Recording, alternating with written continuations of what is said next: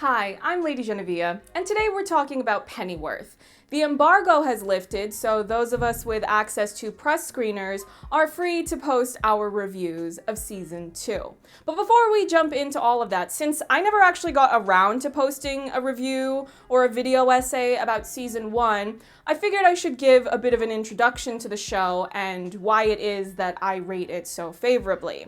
If you've clicked on this, I'm assuming you've already been watching Pennyworth, but on the offhand chance that you have not watched it yet, I will give a bit of an introduction to the show, along with my feedback of Season 1.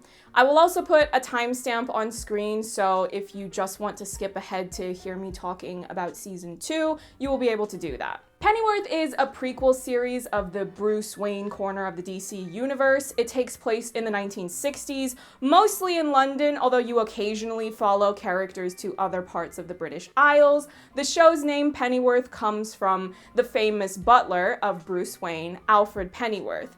He is the titular character, but you also meet Bruce's parents, Thomas and Martha, over the course of the first season. Batman has always been one of, if not the #1 most used DC character, and a dear friend of mine who is really into comics resents that. She would much prefer that other characters get their fair share of adaptations, but she really likes this show just like I do. This is a fresh take on the Batman mythos because you are exploring these key figures from his life that you don't normally get to learn much about, since by the time you meet Batman, his parents are already dead, and Alfred, though still around, is more often than not just a very secondary character to whatever else is happening in Batman's story. I liked everything about Pennyworth Season 1. You had a brilliant group of performers bringing to life these compelling characters, and Bruno Heller, who created the series after working on Gotham,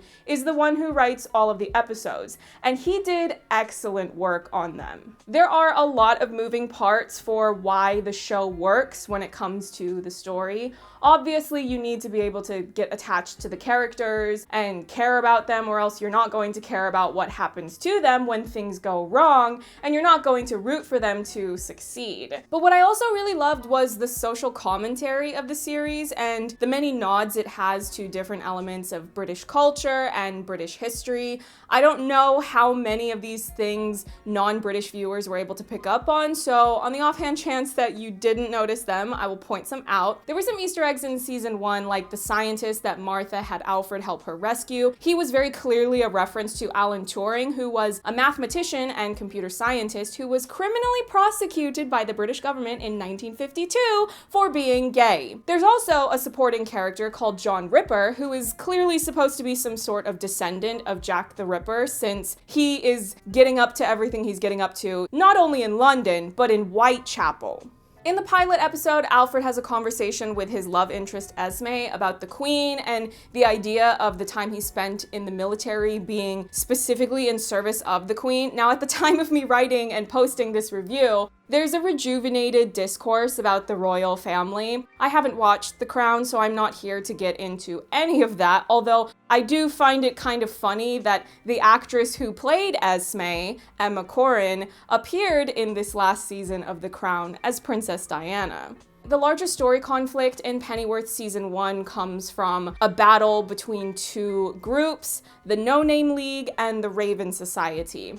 In case you hadn't figured it out already, Pennyworth is a very political show. The Raven Society is a fascist political party. There's a point where you see protesters from both groups getting into a fight on the streets of London, and the protesters that are part of the Raven Society were very clearly cast and styled to resemble the EDL. Now, if you don't know who the EDL are, let me not go on that tangent today. Just go ahead and Google them and rewatch Pennyworth Season 1, and you will see just how uncanny the resemblance is. Segueing now into Season 2, what was most surprising to me when I first started watching the press screeners was that the Raven Society is still around and very active. Maybe I was naive for thinking that whatever the big bad of Season 1 was would would only be the big bad for that season. Maybe I misinterpreted the ending, but I thought that we had beaten the Raven Society and that they would have to go crawl back into their hateful little caves and leave us alone. Alfred, Thomas, and Martha could have had new missions to team up for, but no.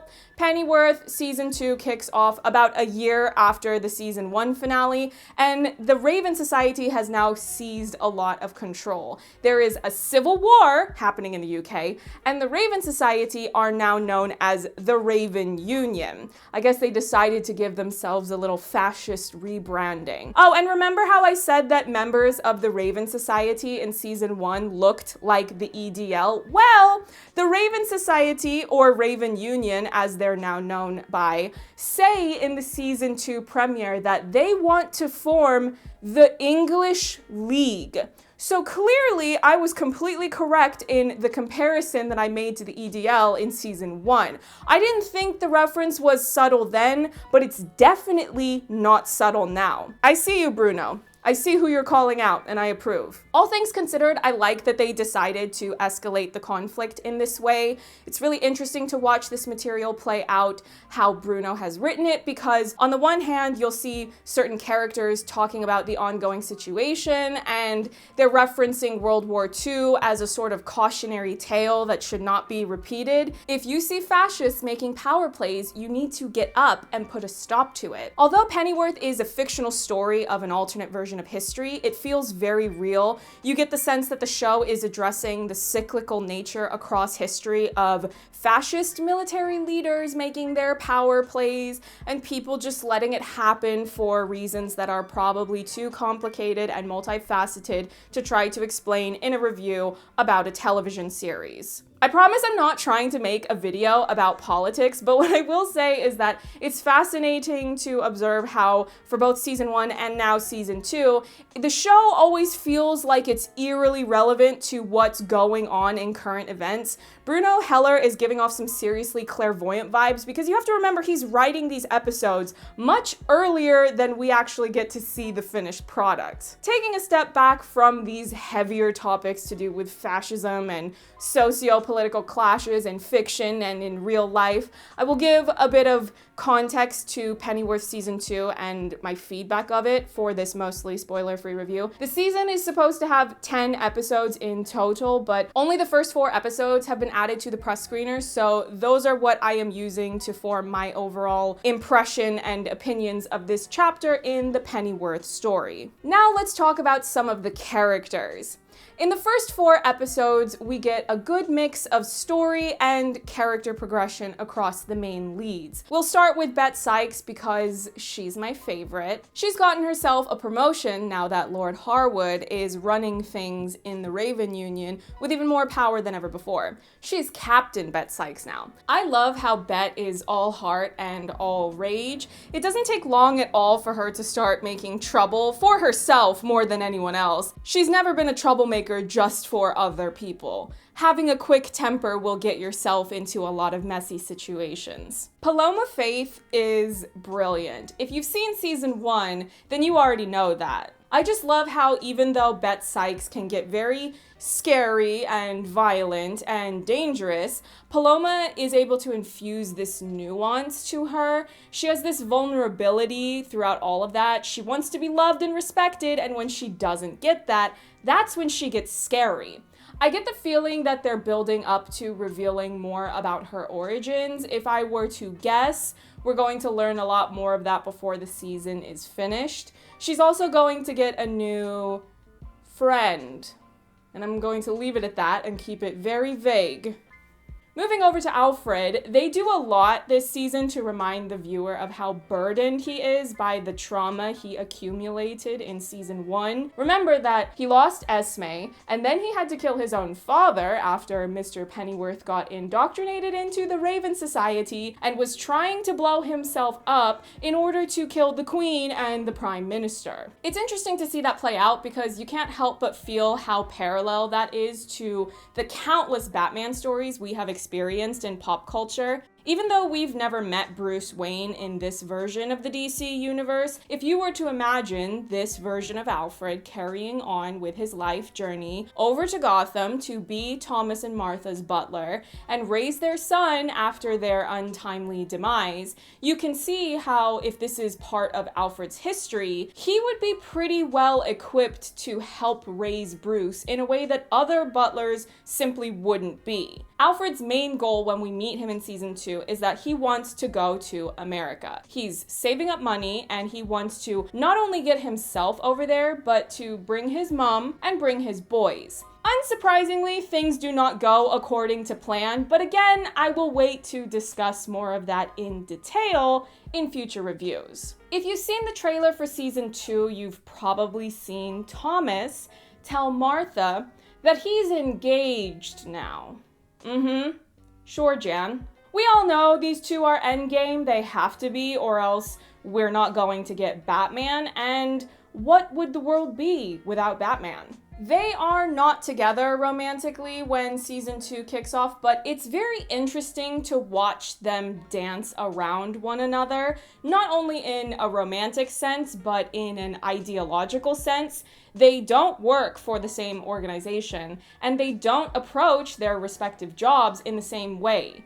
With everything going on in the UK, one of them is definitely more emotionally invested in trying to fight the good fight than the other one is. I really can't say much else without spoiling things, but we will definitely be talking more about them in future weeks and the things that they get up to. There are also some new characters this season, and I don't know how much I can say about all of them. James Purefoy is playing a character named Captain Gulliver Troy. They usually refer to him as Gully. And at this point, James feels like one of those actors where if you add him to something, you can't help but go, uh-oh, I think we're in trouble. I don't think we've even gotten to a fraction of what he'll be doing this season. I won't elaborate on what I've already seen him do, but let's just say it doesn't feel like he's going to be less.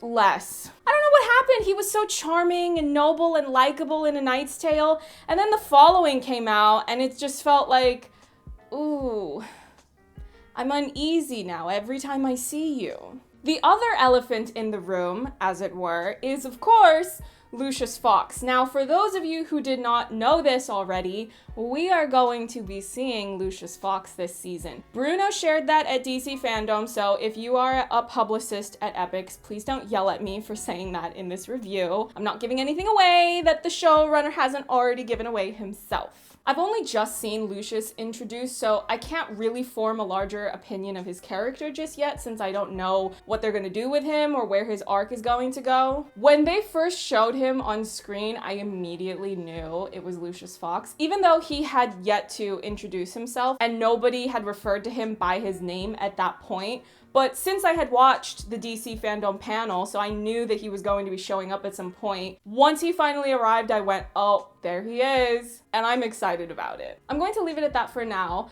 I will be making a new review of Pennyworth to post in a few days from now. I want to do a spoiler-free review dedicated just to episode 1, and then when episode 1 actually airs, I will make sure I post a spoiler review discussion type of video.